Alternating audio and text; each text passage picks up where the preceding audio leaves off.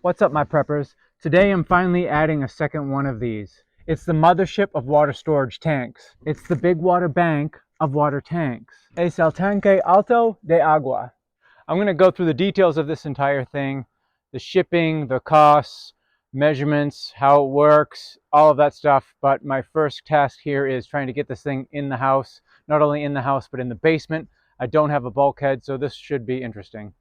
But it's my second one. I've done it before. I can do it again. This thing came delivered via a 18-wheeler, and they couldn't come down to the end of my road, so I had to go meet them. The rack on the truck created a problem because I couldn't lay it sideways, but it also ships on a pallet, so maybe laying it sideways wasn't the best bet anyway, but we're going to try and figure out how to get this thing down. First thing is cutting this out.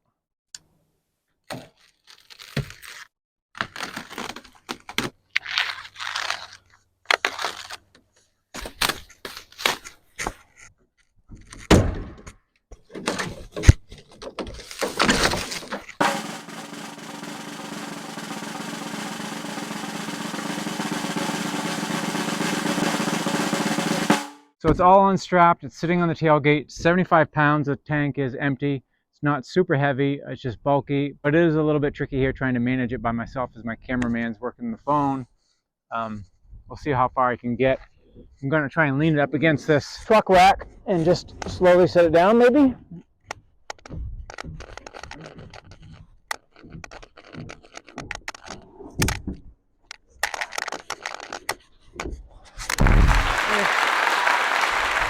Okay, so this is definitely too big and bulky to move by myself, but it's designed, as you can see, to fit through doorways. It's 28.75 inches wide, 32.25 inches deep, 86.25 inches tall.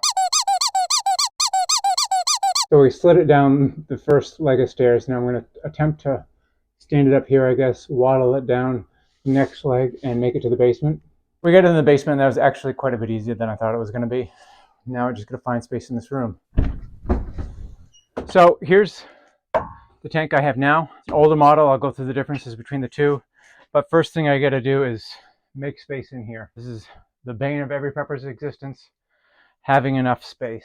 All right, we got it in here. I was hoping to have enough space here to set the dehumidifier that I run in this room, but I don't have enough space for that. I'm gonna have to set the dehumidifier here between the two tanks. So what happens is these things are super easy to fill. You fill them from the top. It's got a rugged cap on top, and that spins closed. You can fill it there. Now you're probably wondering, how in the God's name am I gonna fill it up here? Well, what I've done is I'm gonna have to get a connector here because this only accommodates this tank, but I've got PEX running along the ceiling, and then that comes down and I can fill it directly from above.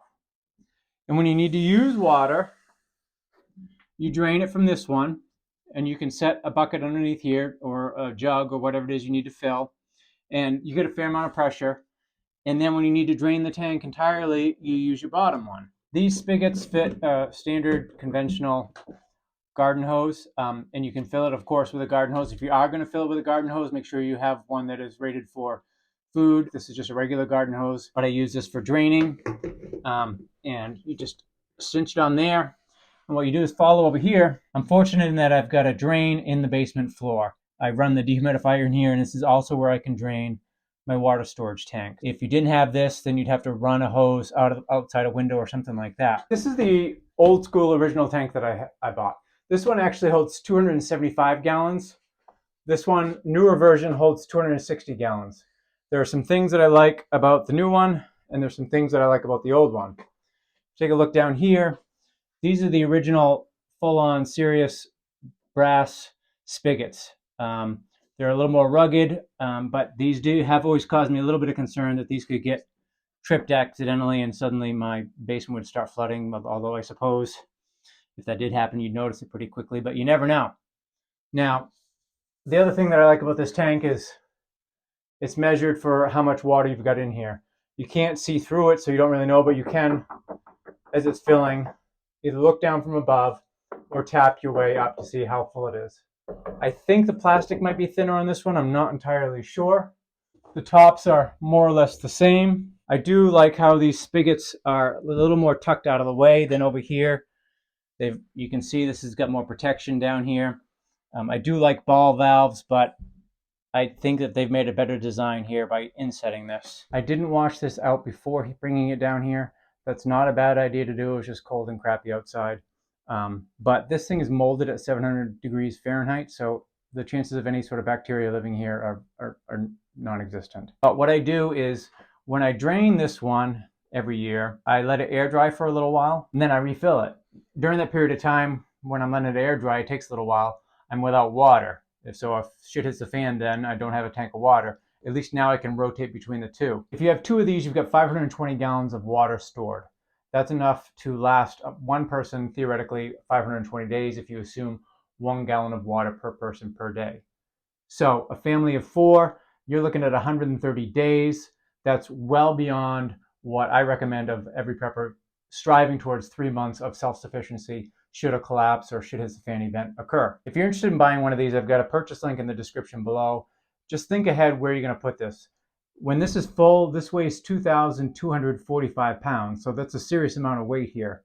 I've got it on a concrete slab, so I'm okay. You want to do the same. Make sure that your floor is reinforced or it's on concrete. Now, the question you're probably wondering is, how much does this tank cost? At the time of this filming, it's $650. Now, that doesn't count the shipping fee, which is around $250 to the middle of the United States. This ships from Salt Lake City. It's $350 shipping to Maine, where I am, or Florida, basically the eastern coast. So all told, you're probably looking at like $1,000, let's say, to ship to the East Coast with a tank and shipping included. That's a hefty chunk of money, but think about water in terms of your priority of preps. It's number one. And a lot of you won't blink an eye at spending $1,000 more on another AR-15. So in my opinion, this is a good investment. I'm actually pleasantly surprised with the space situation. I'm able to stick 12 5-gallon buckets of rice, beans, and wheat berries in here. I've got the dehumidifier a little further out into the room, which is a good thing anyway. I think I can just unhook that and it will reach maybe one more. Now let's carry it over. Ta-da! All right. Now we just wait. So the manufacturer of this tank, they have other tanks as well, smaller ones and larger ones. They've got a 35-gallon tank, a 55-gallon tank that's stackable, a 160-gallon tank, and a large 500-gallon tank.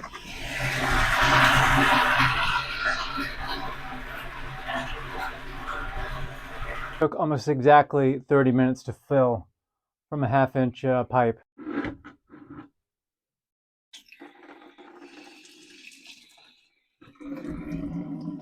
And there you have it.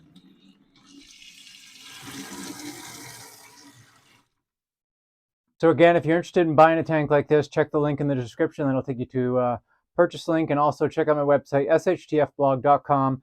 And I've got a pile of other water storage, water purification, survival articles there. Catch you in the next video.